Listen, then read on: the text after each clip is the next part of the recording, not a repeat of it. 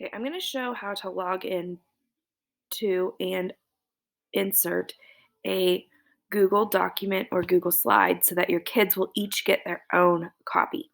So I have made my assignment here. I also embedded it just so that I can see it. Sometimes when you do it, you can't see the assignment, so I always embed it also just so I can preview it and talk about it with the kids.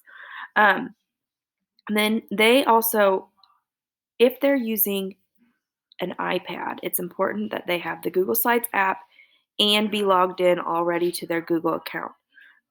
So I always put that down there as a reminder. So then you're going to go through, remember this point value because you're going to put it in on the next part. So I'm going to go to external tool, then you're going to find, and you're going to find the Google Assignments LTI 1.3. I'm going to click on that,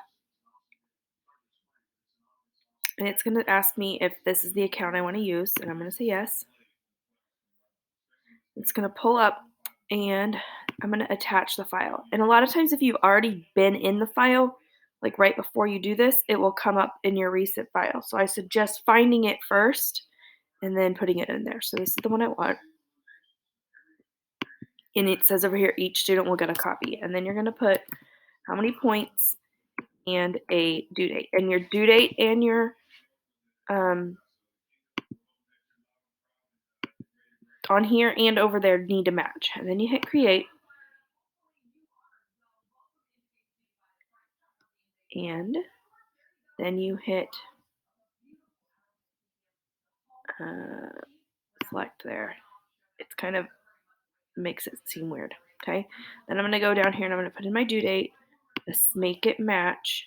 And then when it's available from, I'm going to do this at 2 o'clock. And then the last day of the quarter. And then you're going to click save and publish if you're ready.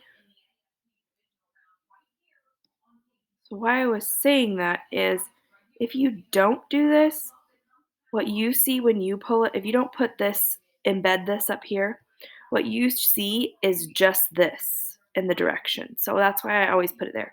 As students turn it in, they will come right here. So give me a second. I'm going to go pull up one that will show you an example of what it looks like. Okay, so I've pulled it up, and like I said before, if you don't put something up there, this is how you'll see. You'll just see your directions, not what your slide looks like. So then you'll see that you have some that are submitted and some that I've already graded. So I'm going to click on this submitted.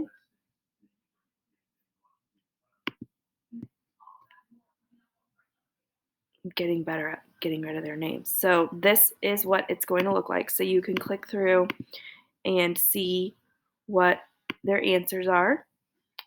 And then you can still like do the comments and all that kind of stuff on here. You can correct it. And then you put their score in here. And then you hit return. And I wasn't as good at that one. And then you can also pick this drop down arrow right here and go to the kids that have submitted it or use these to go back and forth. You can also put comments in here.